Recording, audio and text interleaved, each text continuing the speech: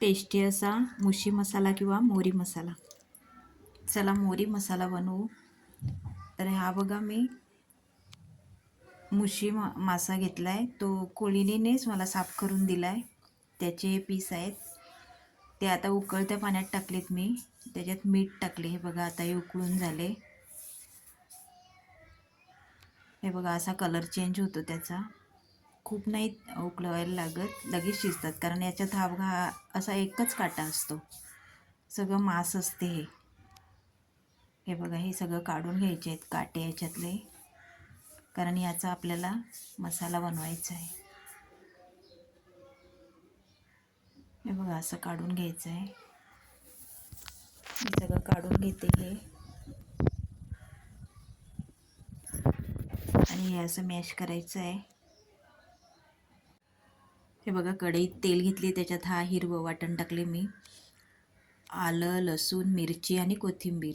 त्याच्यात ही हळद टाकली. हळद लगेच का टाकायची, तर मग ते उडते ना, तेलाचे थेंब उडतात, ते उडत नाहीत हळदीमुळे. आता हा मी पातीचा कांदा टाकते. माझ्याकडे पातीचा कांदा होता म्हणून टाकला आहे. तुम्ही आपला साधा कांदा पण टाकू शकता, नसेल पातीचा कांदा तर. पण पातीच्या कांद्यामुळे छान लागतो हा मसाला. हे बघा टॅमॅटो टाकते मी.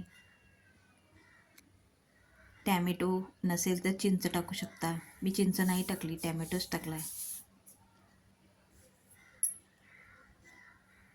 हे बघा हे तेलात मारून घेतले. आता हे मीठ टाकलं.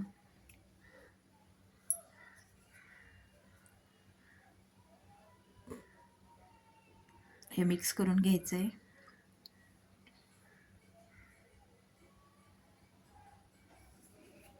लाल मसाला टाकला आहे.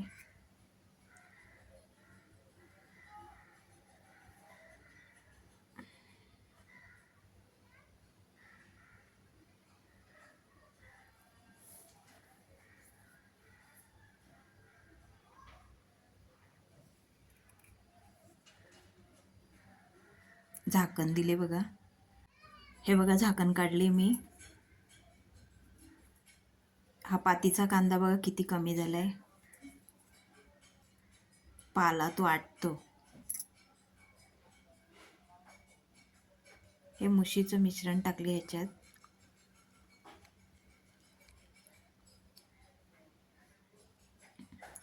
आता हे मिक्स करून घेते. चांगलं एकजीव करून घ्यायचं आहे.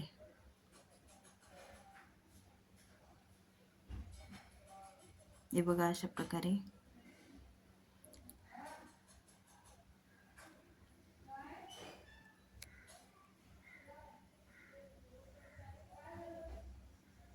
गरम मसाला टाकलाय. कोथिंबीर टाकली.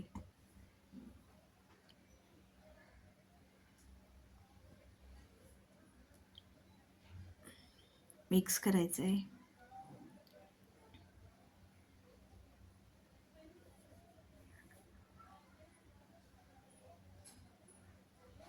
झालाय तयार आपला मुशी मसाला किंवा मोरी मसाला.